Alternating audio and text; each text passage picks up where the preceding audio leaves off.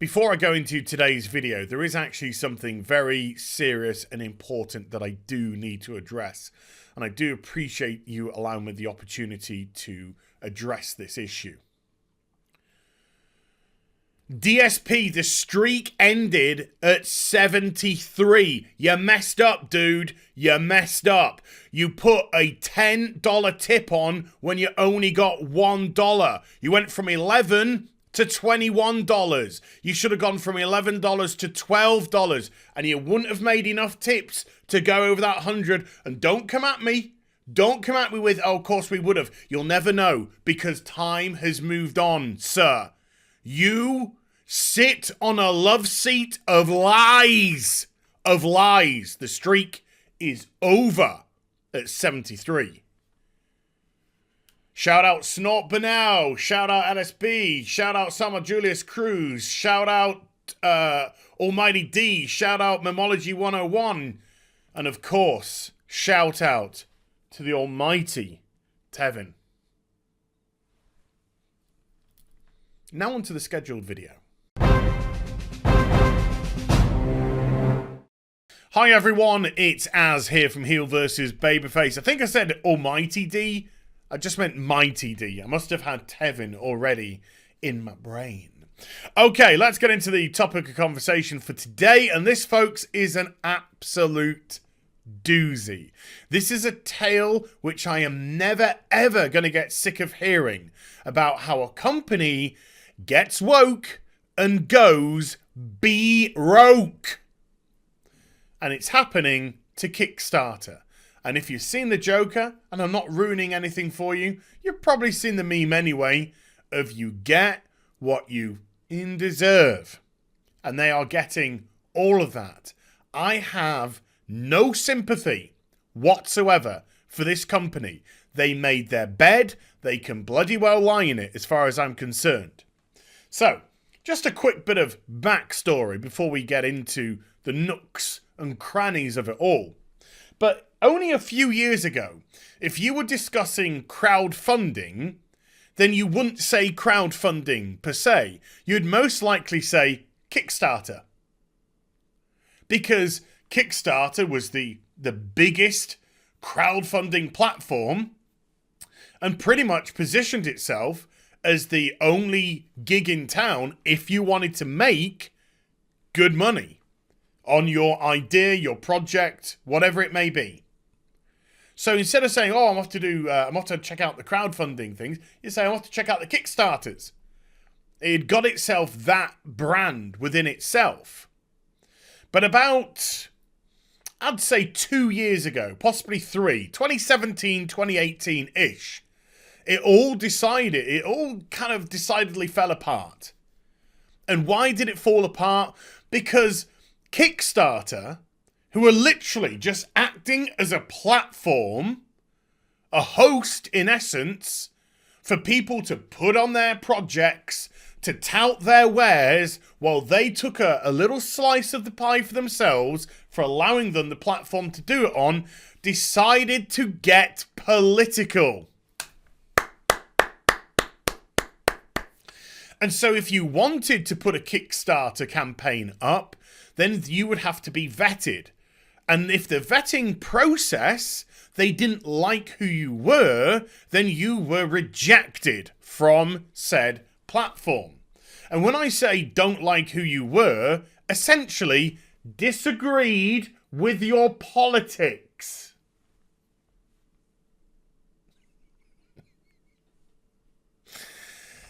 Oh, joy of joys. One said person who found himself on the back end of this rejection is Richard C. Mayer. He put his Jawbreakers Lost Souls campaign, the first of the Jawbreaker books, onto Kickstarter. At least he applied to. And then he received an email back saying, oh, we're sorry, but you break the guidelines of our inclusion and diversity, just let's say. Even though his group was made up of black people, gay people. It was Richard C. Mayer that they didn't want. And so he was rejected from Kickstarter and ended up going to Indiegogo. This campaign had 10,619 backers.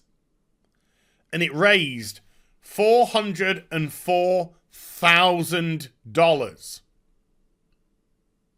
Not bad, really, if you think about it. I think Indiegogo take a 7% cut.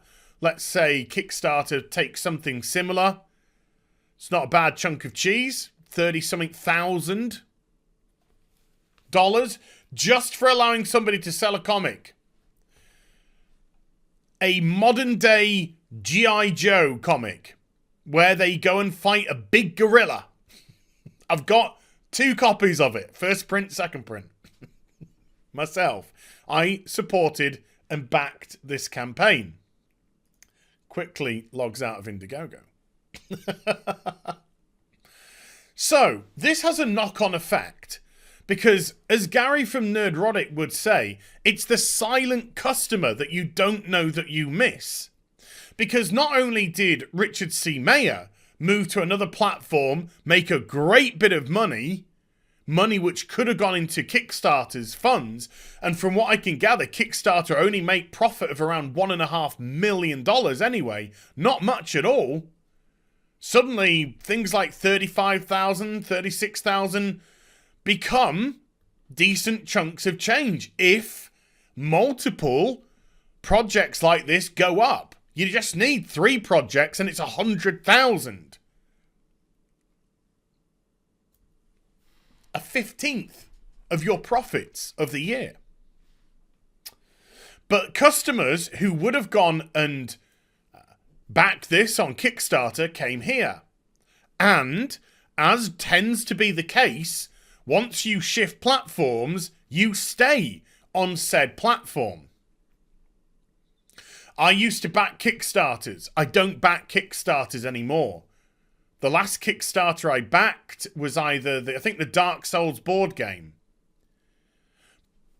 But when these comics started coming across to Indiegogo, I came across to Indiegogo and my money now has 6 pages worth of comics from Indiegogo. Supporting independent creators. Not necessarily comic skaters, independent comic creators who are putting stuff out which I find interesting. Because this brought me here, and then while I was here, I got to see other things which interested me. The silent customer has a knock-on effect. So it's not just the money you lose from the campaign, it's the additionals.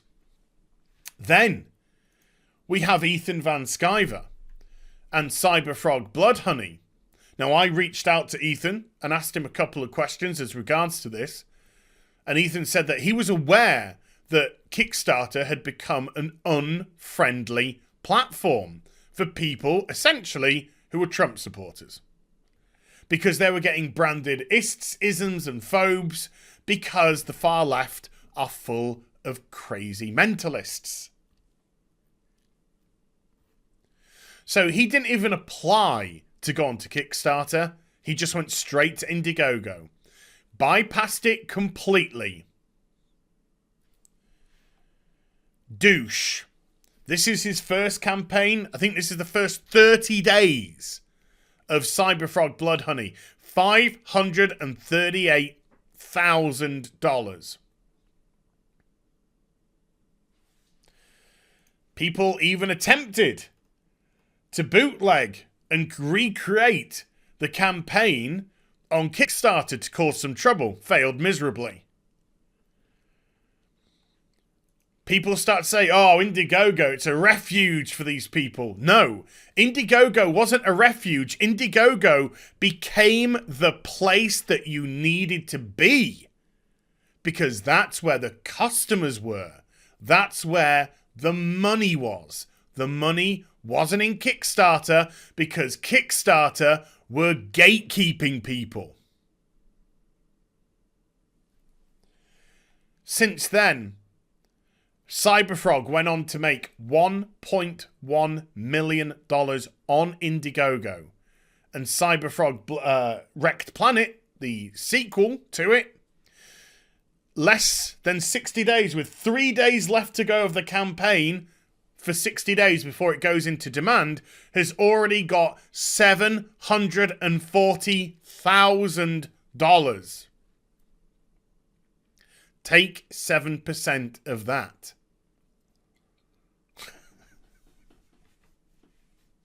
Kickstarter shot themselves in the foot massively. Massively. So let's get to this lovely person here. Kickstarter comic outreach lead, Camilla Zhang, has confirmed she's among the 40% of people who were fired by the crowdfunding company. You can say laid off, you can put whatever touchy-feely term you want. Essentially, she's fired. Oh, they might bring me back at some point. No, they're not. No, they're not. Kickstarter got completely woke. They started to gatekeep people. Now, Camilla wasn't responsible for the gatekeeping of Richard C. Mayer. She joined a month later to the company. I watched a video from, I want to say Diversity in Comics. I don't know if he's going to switch back to that. Or Comics Matter, whichever one you prefer. Yesterday, and Richard confirmed that he was actually rejected a month before she joined in May of 2018. But he was gatekept, and Kickstarter saw the need to specifically hire somebody to gatekeep projects. Think about this, people. They specifically hired somebody to tell them, go away, we don't want your money. All you are is a host. You're just a host platform. Nothing more.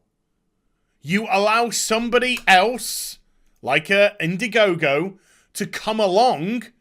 They will snap that away from you if they are apolitical. But when you start bringing your dumb, stupid politics into this, you will go broke. Kickstarter laying off 40% of their staff. They can't keep them on. And probably all 40% of them are the ones that unionized. We need to unionize. Sure, you're fired. You're fired. Bye. Can't afford to keep you now. Bye. It breaks my heart to say this. She says in a post here on TwitTwat, May 8th marked my second year at the company, and only a day before I found out that I'd been among the 40% of staff laid off. It has been an immense honour and joy to gatekeep the comics community in purchasing comics which we could have made money off. Stupid. Absolute stupidity of the highest bloody order. You want to gatekeep fandoms, you're going to lose money.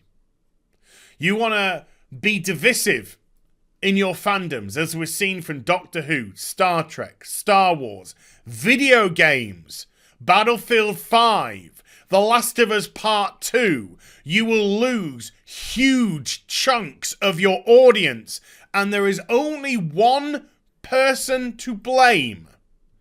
And it isn't ists, phobes, and isms, because these groups are made up wholly of people who just want to enjoy that medium.